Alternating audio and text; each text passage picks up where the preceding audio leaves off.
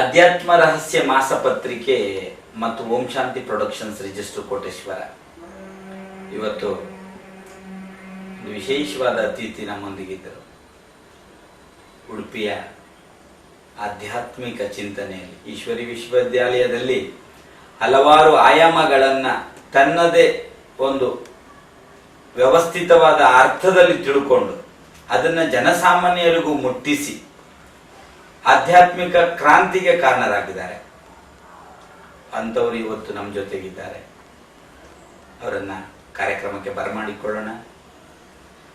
ಮೋಹನ್ ಭಾಯ್ಜಿ, ತಮಗೆ ಕಾರ್ಯಕ್ರಮಕ್ಕೆ ಆತ್ಮೀಯ ಸ್ವಾಗತ. ನಮಸ್ತೆ, ಓಂ ಶಾಂತಿ.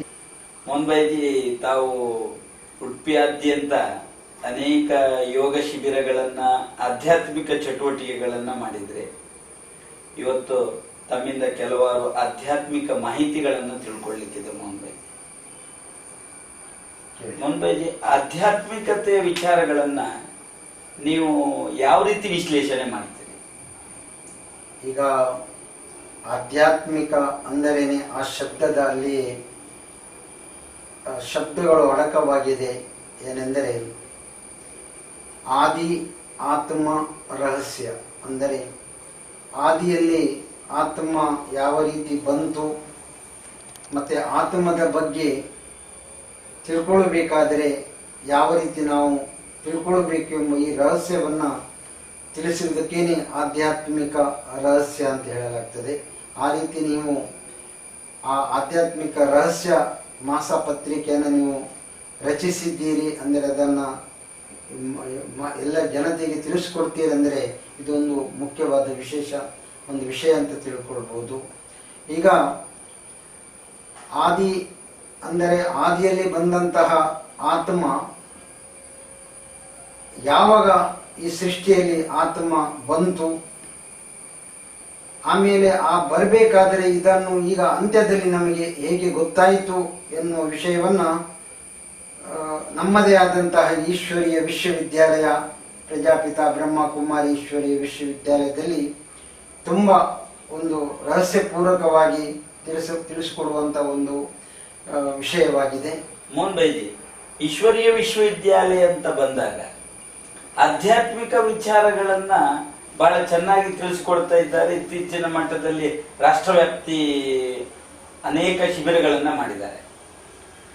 ಈ ಅಧ್ಯಾತ್ಮ ರಹಸ್ಯ ಅನ್ನುವಂತಹದ್ದು ಈಶ್ವರೀಯ ವಿಶ್ವವಿದ್ಯಾಲಯದಕ್ಕಿಂತ ಮುಂಚೆನೂ ಕೂಡ ಅನೇಕ ಕಥೆ, ಪುರಾಣ, ಶಾಸ್ತ್ರಗಳಲ್ಲಿ ಉಲ್ಲೇಖ ಮಾಡಲಾಗಿದೆ.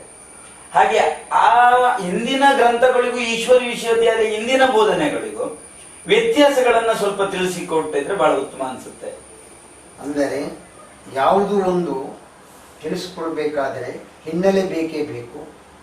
ಅಂದರೆ ತಾವು ತಿಳಿಸಿದ ಪ್ರಕಾರ ಹಿನ್ನೆಲೆಯಿಂದ ಬಂದಂಥ ಏನು ವಿಷಯಗಳಿದೆ ಇದನ್ನು ಉದ್ದೇಶಿಸಿಕೊಂಡೇ ಈ ಈಶ್ವರೀಯ ವಿಶ್ವವಿದ್ಯಾಲಯ ಕಾರ್ಯವನ್ನು ಮಾಡ್ತಾ ಇದೆ. ಯಾಕಂದರೆ ಈ ವಿಷಯ ಏನು ಆಧ್ಯಾತ್ಮಿಕದ ಅಥವಾ ಭಕ್ತಿ ಏನು ವಿಷಯ ಇದೆ, ಇದು ದ್ವಾಪರ ಯುಗದಿಂದ ನಡೀತಾ ಬಂದಂಥ ಒಂದು ವಿಷಯ. ಯಾವುದೇ ನೀವು ಇದು ಗೀತಾ ಪ್ರವಚನ ಅಂತ ಹೇಳ್ಬೋದು, ಅಥವಾ ಶಾಸ್ತ್ರಗಳ ವಿಷಯ ಅಂತ ಹೇಳ್ಬೋದು, ಇನ್ನು ಯಾವುದೇ ಎಲ್ಲ ಪೌರಾಣಿಕವಾದಂತಹ ಕಥೆಗಳನ್ನು ನೀವು ತಿಳಿದುಕೊಳ್ಬೋದು.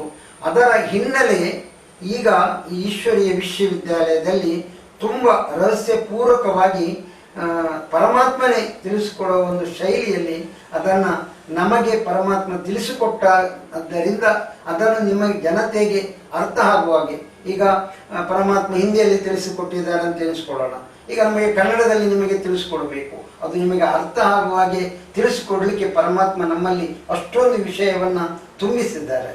ಮೋಹನ್ ಭಾಯ್ಜಿ, ತಾವು ಹೇಳಿದ್ರಿ ದ್ವಾಪರ ಯುಗ ಅಂತ. ದ್ವಾಪರ ಯುಗ ಅಂತ ಹೇಳಿದ್ರೆ ಬಾಯ್ಜಿ, ಯಾವ ರೀತಿ ಯುಗವನ್ನ ವಿಶ್ಲೇಷಣೆ ಮಾಡಲಾಗ್ತದೆ ಅದನ್ನ ಫಸ್ಟ್ ನಮ್ಮ ಓದುಗರಿಗೆ ತಿಳಿಸಿಕೊಡ್ಬೇಕು.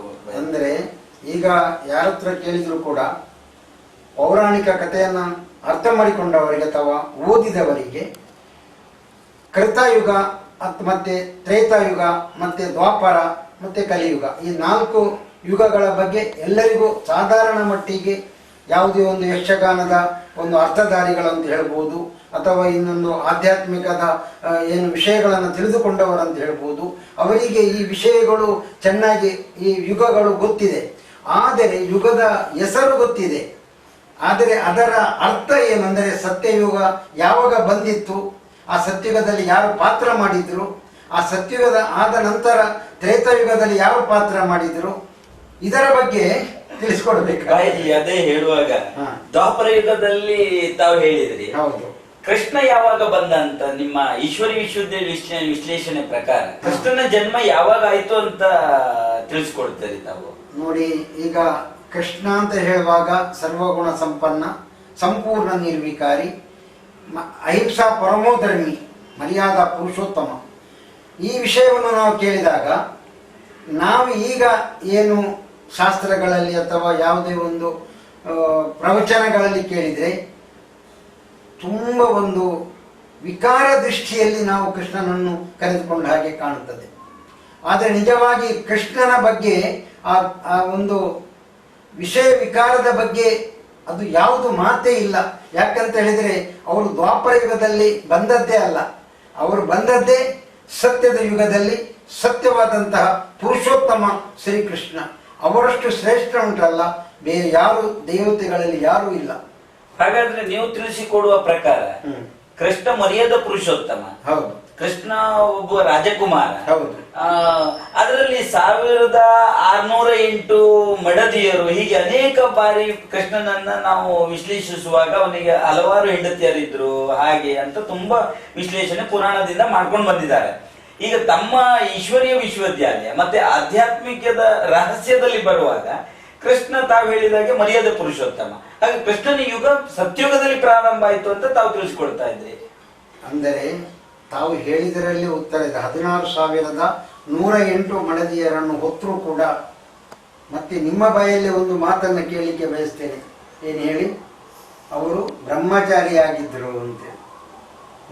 ಕೃಷ್ಣ ಬ್ರಹ್ಮಚಾರಿ ಅಂದರೆ 16,108 ಮಡದಿಯರಿದ್ರು ಕೂಡ ಅವರು ಬ್ರಹ್ಮಚಾರಿಯಾಗಿದ್ದರು. ಅಂದರೆ ಜನರ ಮಾತಿನಲ್ಲೇ ನಾವು ಅದನ್ನು ಕೇಳಬೇಕು. ಹಾಗಾದ್ರೆ ಬ್ರಹ್ಮಚಾರಿಯಾಗಿದ್ದವರು ಇಷ್ಟು ಯಾಕೆ ಮಡದಿಯರನ್ನು ಇಟ್ಕೊಳ್ಬೇಕು ಎನ್ನುವ ಒಂದು ಪ್ರಶ್ನೆ. ಬೈಜಿ ನೀವು ಹೇಳಿದಾಗೆ ಕೃಷ್ಣ ಬೋಧನೆ ಮಾಡಿದ ಅಂತ ಹೇಳಿ ಅರ್ಜುನನಿಗೆ, ಹೌದು, ಕೃಷ್ಣ ಅರ್ಜುನನಿಗೆ ಬೋಧನೆ ಮಾಡಿದ ಅಂತ. ಹಾಗಾದ್ರೆ ಆ ಬೋಧನೆಯ ಸಾರಾಂಶ ಏನು, ಯಥಾರ್ಥ ಏನು ಬಾಯ್ಜಿ? ಅದು ಅಂದರೆ ಇದರ ಬಗ್ಗೆ ನೀವು ಒಂದು ನಮ್ಮ ಈಶ್ವರೀಯ ವಿಶ್ವವಿದ್ಯಾಲಯದಲ್ಲಿ 7 ದಿವಸದ ಕೋರ್ಸ್ ಅಂತ ಇದೆ.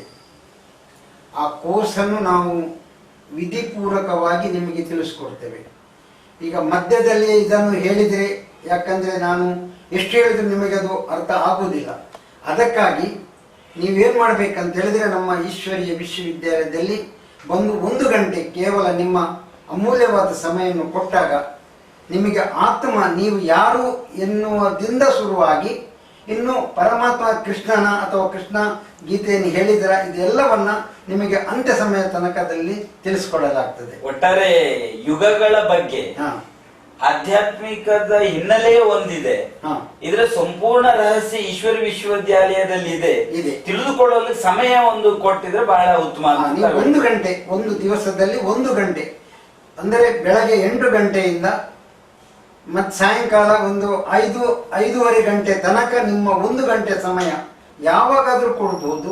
ಅಲ್ಲಿ 1 ಗಂಟೆಯಿಂದ 7 ದಿವಸ ಕೇಳಿದಲ್ಲಿ ಈ ಏನು ಆಧ್ಯಾತ್ಮಿಕ ರಹಸ್ಯ ಏನಿದೆ ನೀವು ತಿಳ್ಕೊಳ್ಬೇಕು ಅಂತ ಬಯಸ್ತಾ ಇದ್ದೀರಿ ಅಂದರೆ 16,108 ಮಡದಿಯರಂತ ಎನಿಸ್ಕೊಳ್ಳಿ, ಅಥವಾ ಸತ್ಯುಗದಲ್ಲಿ ಕೃಷ್ಣ ಬಂದ್ರ, ಅಥವಾ ತ್ರೇತದಲ್ಲಿ ದ್ವಾಪರದಲ್ಲಿ ಬಂದ್ರ, ಇದೆಲ್ಲವನ್ನು ತಿಳ್ಕೊಳ್ಬೇಕಂದ್ರೆ ಕೃಷ್ಣನ ಆತ್ಮ ಏನಿದೆ, ಸತ್ಯುಗದಲ್ಲಿ ಬಂದಂತ ಆತ್ಮ ದ್ವಾಪರದಲ್ಲಿ ಬರಲೇಬೇಕು. ಯಾಕಂದ್ರೆ ಅದು ಇಳಿಮುಖವಾಗ್ತಾ ಬರ್ತಾ ಇರುವುದು. ನಿಮ್ಮ ಬಾಯಲ್ಲೇ ನಾನು ಕೇಳಲಿಕ್ಕೆ ಬಯಸ್ತೇನೆ, ಕೃಷ್ಣನಿಗೆ ಇನ್ನೊಂದು ಹೆಸರಿದೆ, ಏನು ಗೊತ್ತಾ? ಶ್ಯಾಮ ಸುಂದರ ಅಂತೇಳಿ. ಹಾಗಾದ್ರೆ ಸುಂದರ ಯಾವಾಗಿದ್ರು, ಅವರು ಶ್ಯಾಮ ಕಪ್ಪು ಯಾವಾಗಾದ್ರು ಅಂತೇಳಿ ನಾವು ಅವರನ್ನು ಕಪ್ಪು ಅಂದ್ರೆ ನೀಲಿ ವರ್ಣದಲ್ಲೇ ತೋರಿಸ್ತೇವೆ. ಆದರೆ ಈ ನೀಲಿ ವರ್ಣದ ಯಾರಾದ್ರೂ ಮನುಷ್ಯ ಇರ್ತಾರ? ನೀಲಿ ಯಾಕೆ ಆದ್ರು? ನೀವು ಹೇಳ್ಬೋದು, ಕಾಳಿಂಗ ಸರ್ಪ ಕಚ್ಚಿತು ನೀಲಿ ಆದ ಹೇಳಿದ್ದು ನಾನು. ಅದನ್ನೆಲ್ಲವನ್ನ ಸರ್ಪ ಯಾವುದು ಸರ್ಪ ಕಚ್ಚಿತು ಇದೆಲ್ಲವನ್ನು ತಿಳಿಬೇಕಾದರೆ ದಯವಿಟ್ಟು ನೀವು 1 ಗಂಟೆ ನಮ್ಮ ಈಶ್ವರಿ ವಿಶ್ವದಲ್ಲಿ ಬಂದು ಕೇಳಬೇಕು ಅಂತ ನನ್ನ ತುಂಬಾ ಧನ್ಯವಾದ. ತಮ್ಮ ಯೋಗ, ಧಾರ್ಮಿಕ ಚಿಂತನೆ, ತಮ್ಮ ಈ ಒಂದು ತಿಳ್ಕೊಂಡಂತ ವಿಚಾರ ಇನ್ನೂ ಒಂದಷ್ಟು ಜನರಿಗೆ ಉಪಯೋಗ ಆಗಲಿ. ತಾವು ಇಲ್ಲಿಗೆ ಬಂದು ನಮ್ಮ ಜೊತೆ ಇಷ್ಟು ಸಮಯ ಕೊಟ್ಟಿರೋದಕ್ಕೆ ನಮ್ಮ ಸಂಸ್ಥೆ ಪರವಾಗಿ ತಮಗೆ ತುಂಬು ಹೃದಯದ ಧನ್ಯವಾದವನ್ನು ತಿಳಿಸ್ತಾ ಇದ್ದೇನೆ. ಎಲ್ಲವನ್ನು ಕೊಟ್ಟವರು ಪರಮಾತ್ಮ, ಅವರು ನಮ್ಮಿಂದ ಮಾಡಿಸ್ತಾ ಇದ್ದಾರೆ. ಎಲ್ಲವೂ ಸಲ್ಲತಕ್ಕದ್ದು ಅವರಿಗೆ, ಮತ್ತೆ ಅವರೇ ನಮ್ಮನ್ನು ಮಾಡಿಸ್ತಾರೆ ಅಂದಮೇಲೆ ಕರಾವನಹಾರ ಪರಮಾತ್ಮ, ನಾವು ಕೇವಲ ನಿಮಿತ್ತವಾಗಿ ಮಾಡ್ತಾ ಇರ್ತೇವೆ. ನಾವು ಬೊಂಬೆ ಹೇಳ್ತಾರಲ್ಲ, ಬೊಂಬೆ ಆಟ ಬೀಜ, ನಾವೆಲ್ಲ ಬೊಂಬೆಗಳಾಗಿ ಮಾಡ್ತಾ ಇದ್ದೇವೆ. ನಮ್ಮಿಂದ ಎಷ್ಟು ಆಗ್ತದೆ ಅಷ್ಟು ಪರಮಾತ್ಮನ ಸೇವೆಯನ್ನು ಮಾಡುವುದು ನಮಗೆ ದೇವರು ಕಲಿಸಿದಂಥ ವರ ಅಂತ ಎನಿಸ್ಕೊಳ್ತೇವೆ. ತುಂಬ ಧನ್ಯವಾದ ನಿಮಗೆ. ದೇವರು ಇನ್ನೂ ಹೆಚ್ಚಿನ ಆರೋಗ್ಯ, ಈ ಯೋಗದ ಬಗ್ಗೆ ಮಾಹಿತಿ ಇನ್ನೂ ಜಾಸ್ತಿ ತಿಳಿತಾ ಎಲ್ಲರೂ ಅದರ ಉಪಯೋಗ ಪಡ್ಕೊಳ್ಳಿ ಅಂತ ಪತ್ರಿಕೆಯಿಂದ ಶುಭ ಹಾರೈಸ್ತೇನೆ.